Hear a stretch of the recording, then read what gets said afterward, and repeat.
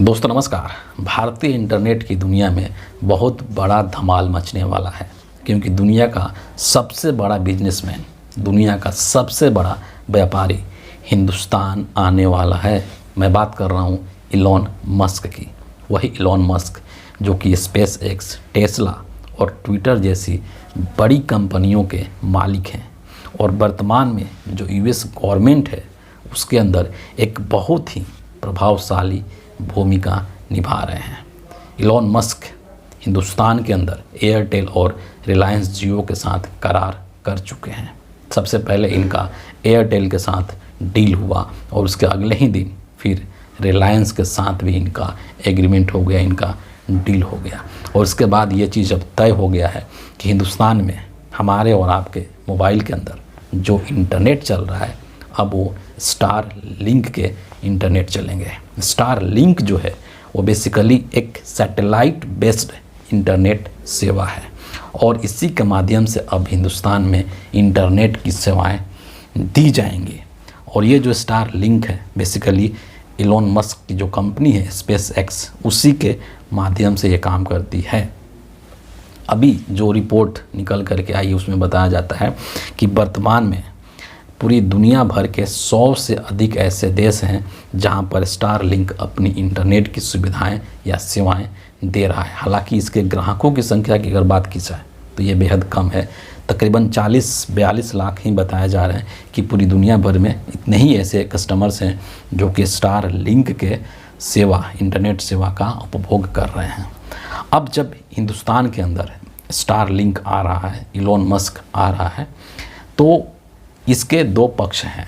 सबसे पहला चीज़ कि इसके कुछ फ़ायदे भी होंगे और दूसरा पक्ष कि इसके कुछ नुकसान भी होंगे। और फिर इसका टोटलिटी में आप इसका आकलन कर सकते हैं कि इसका आने से ओवरऑल क्या प्रभाव पड़ने वाला है अपने देश के ऊपर। और लास्ट में 2 क्वेश्चन मैं आपके लिए छोड़ करके जाऊंगा जो कि बहुत बड़े प्रश्न हैं और जिसका उत्तर संभवतः किसी के पास नहीं होगा।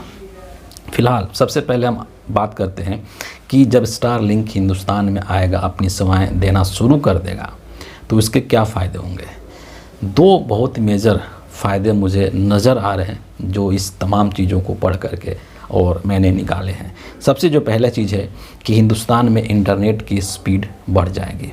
कारण उसका बहुत ही स्पष्ट है कि ये जो स्टार लिंक है ये सैटेलाइट बेस्ड इंटरनेट सेवा है। इंडिया के अंदर अभी जो इंटरनेट सेवाएं दी जाती हैं वो फाइबर केबल के माध्यम से दी जाती हैं। तो जाहिर सी बात है कि फाइबर केबल के माध्यम से जो इंटरनेट की स्पीड आती है उससे अधिक स्पीड जो है वो सैटेलाइट बेस्ड सर्विस से आएगी। तो इसके आने से हमारे देश में जो स्पीड है, जो गति है इंटरनेट की, वो बढ़ जाएगी। इसमें कोई संदेह नहीं होनी चाहिए। ये पहला फ़ायदा है, गति बढ़ जाएगी। दूसरा जो इसका मेजर एडवांटेज दिख रहा है वो ये दिख रहा है कि हिंदुस्तान के जो रिमोट एरिया हैं, जो दूर दराज के क्षेत्र हैं, गांव हैं, जहां पर कि फाइबर केबल पहुंचाना लगभग असंभव था या बहुत मुश्किल होता था, तो अब सैटेलाइट के माध्यम से वहां पर आसानी से इंटरनेट की सेवाएं बहाल की जा सकती हैं। क्योंकि जब स्टारलिंक आ जाएगा तो ये सैटेलाइट के माध्यम से सेवा देगा। अब इसके लिए आपको फाइबर केबल बिछाने की झंझट ख़त्म हो जाएगी। ये बहुत बड़े 2 मेजर फ़ायदे मुझे दिख रहे हैं स्टार लिंक और एयरटेल और जियो के इस डील से। लेकिन जो नेक्स्ट चीज़ है, इसका जो एक नुकसान वाला जो पक्ष है, जो नकारात्मक इसका जो पक्ष है, वो बहुत गंभीर नज़र आता है। और उसको मैं यहाँ पर एक एक करके 3-4 पॉइंट्स मैंने यहाँ पर नोट किए हैं जो कि लगता है कि बहुत गंभीर है समस्या एक तरीके से स्टार लिंक के आने से।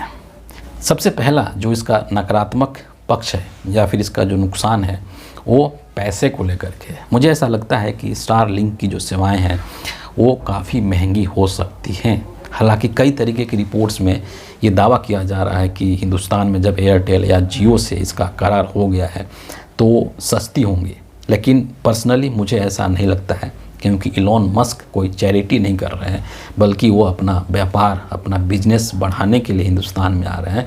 और जब कोई भी कारोबारी अपना बिजनेस बढ़ाता है तो उसका सिर्फ़ और सिर्फ एक ही मकसद होता है कि उससे अधिक मुनाफा कमाया जाए।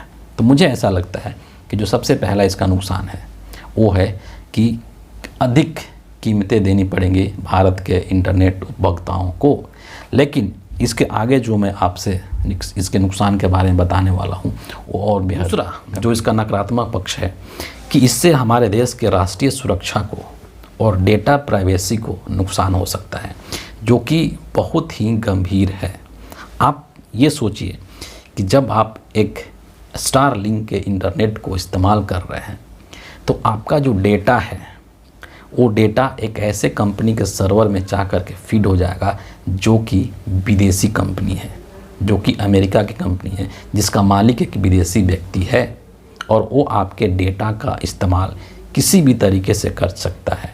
वो उसको बेच सकता है या उसका मिसयूज कर सकता है। ये 21वीं शताब्दी है ना। और यहाँ पर डेटा जो है वो एक बहुत बड़ा वेल्थ है।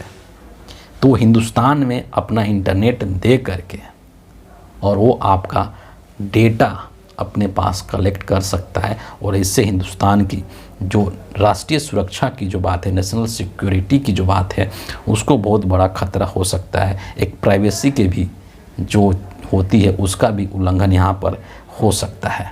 ये एक बहुत बड़ी समस्या है, एक बहुत बड़ा चिंताजनक ये मुद्दा है स्टारलिंक के इस करार को लेकर के। आप एक चीज़ यहाँ पर और गौर कीजिए, जब मैं डेटा की बात कर रहा हूँ तो आजकल जो पूरी दुनिया है वो डेटा से चल रही है, और डेटा ही वेल्थ है। मैंने जैसा कि कहा, जब जियो लॉन्च किया गया था हिंदुस्तान के अंदर, आधार कार्ड से जियो के नंबर मिलते थे, और आजकल हर चीज़ में आधार कार्ड दिया जाता है। आधार कार्ड वो डॉक्यूमेंट है जिसके अंदर आपकी पूरी की पूरी जन्म कुंडली है, और आजकल बैंक से लेकर के तमाम चीज़ें आधार कार्ड से लिंक करा दी जाती है। एक आधार कार्ड का नंबर डालते ही आपकी पूरी की पूरी जन्म कुंडली जो है वो किसी भी कंपनी के पास जा सकती है। किसी भी, चाहे वो सरकारी कंपनी हो या प्राइवेट कंपनी हो, कोई भी इस तरह का चीज़ हो, उसके पास आपकी पूरी की पूरी जानकारी चली जाएगी। तो जब आप स्टारलिंक के इंटरनेट का इस्तेमाल करेंगे तो जैसा कि मैंने कहा कि आपकी जो डेटा है वो सारे एक ऐसे सर्वर में जा कर के सेव होंगी जो कि एक विदेशी कंपनी है, जिसका कि मालिक विदेशी व्यक्ति है, और वो इसका मिसयूज कर सकता है, जैसे चाहे वो इसका इस्तेमाल कर सकता है। आप रिलायंस का सिम यूज़ करते हैं, मान लीजिए आपने अपना आधार कार्ड दे रखा है, आपके सारी की सारी जानकारी मुकेश अंबानी के पास है, वो कुछ भी कर सकता है। उसी तरीके से इलॉन मस्क भी हमारे और आपके डेटा का अपने हिसाब से इस्तेमाल कर सकता है। ये इसका दूसरा नकारात्मक पक्ष है जो कि बहुत ही गंभीर चीज़ की बात करें। अगर तीसरा पॉइंट पर अगर हम आएँ तो इसे जो बाकी टेलीकॉम कंपनियां हिंदुस्तान के अंदर, उनका क्या होगा, उनके भविष्य के ऊपर एक बहुत बड़ा प्रश्न चिन्ह लग जाएगा। उसमें सबसे बड़ा जो शिकार है वो BSNL होने वाला है कि BSNL का अब क्या होगा। इसके अलावा जो बाकी है, आइडिया है, वोडाफोन है, या बाकी चीज़ें जो हैं उनका क्या होगा, उनको कौन इस्तेमाल करेगा, और उनका किस तरीके से इस देश में सेवाएं बहाल होंगी या चलेंगी।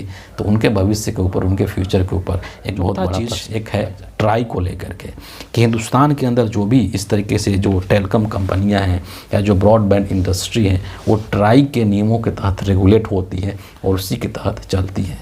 अब यहाँ पर एक प्रश्न ये होगा कि चूँकि इलॉन मस्क तो इंडियन है नहीं, वो बाहर का व्यक्ति है, अमेरिकन व्यक्ति है, उसकी कंपनी अमेरिका की है, तो क्या वो ट्राई के नियमों के अनुसार काम करना चाहेगा कि नहीं चाहेगा?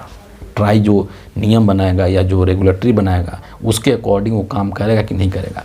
या फिर मोदी जी का ये अमृतकाल चल रहा है, हो सकता है कि ट्रंप के अनुसार और एलोन मस्क के अनुसार ही, उनके इच्छा के अनुसार ही ट्राई भी नियम बदल दे, क्योंकि मोदी जी जब किसी को कुछ देना चाहते हैं तो उसके लिए नियम कानून कायदे सभी कुछ बदलवा देते हैं, सबको ताक पर रख देते हैं।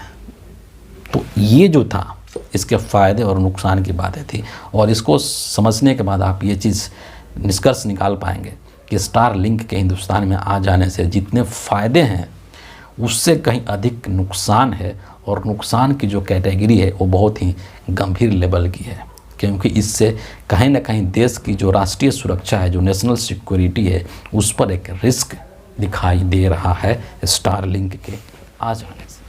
अब जिन दो सवालों के बारे में बात कर रहा था उस पर भी आ जाते हैं, और आप खुद सोचिए कि हिंदुस्तान में अगर दो टेलीकॉम कंपनी जो कि कॉम्पिटिटर थे एक दूसरे के, तो वो एयरटेल और रिलायंस जियो थे। और दो कॉम्पिटिटर को एक ही कंपनी के साथ एग्रीमेंट करते हुए हम लोग देख रहे हैं। तो ये क्या एक महज संयोग है कि एयरटेल और रिलायंस जियो इलोन मस्क के साथ एग्रीमेंट कर लिए? क्या ये खुद से कर लिए या फिर ये सरकार के दबाव में किए हैं? क्या ये नरेंद्र मोदी के दबाव में एग्रीमेंट हुआ है? और क्या नरेंद्र मोदी ये एग्रीमेंट करवाए हैं ट्रंप के दबाव में? ये एक बहुत बड़ा सवाल है, क्योंकि जिस तरीके के रहस्यात्मक तरीके से ये एग्रीमेंट हुआ है उसको देख करके इस तरह की बातें भारत की राजनीति के अंदर की जा रही हैं। दूसरा जो सबसे बड़ा सवाल है वो ये है कि क्या हिंदुस्तान तकनीकी तौर पर अमेरिका के अधीन हो जाएगा? क्योंकि अमेरिका जब इंटरनेट की सेवाएं हिंदुस्तान में प्रदान करेगा तो एक तरीके से वो हिंदुस्तान को अपना कंज्यूमर बना रहा है और इस इंटरनेट के माध्यम से तमाम तरीके की चीज़ें वो कंट्रोल कर सकता है। तो तकनीकी तौर पर, क्या तकनीकी तौर पर अमेरिका हिंदुस्तान को अपने अधीन करना चाहता है इस करार के माध्यम से, इस एग्रीमेंट के माध्यम से? ये दो बहुत बड़े सवाल हैं जिसका उत्तर किसी के पास नहीं है सिवाय नरेंद्र मोदी और ट्रंप के। यही दो लोग जानते हैं कि ये समझौता क्यों हुआ है, कैसे हुआ है और इससे किसको फ़ायदा होगा। तो फिलहाल इस वीडियो के लिए इतना ही है। और आप इस चीज़ को लेकर के क्या सोचते हैं? ये जो समझौता हुआ है स्टारलिंक का एयरटेल और जियो के साथ, इसके बारे में क्या आप राय रखते हैं? इसको ज़रूर कमेंट में लिख करके हमसे शेयर कीजिएगा।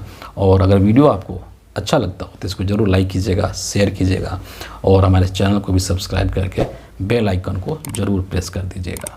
अगले वीडियो में आपसे फिर मुलाकात होगी, तब तक के लिए बहुत बहुत धन्यवाद।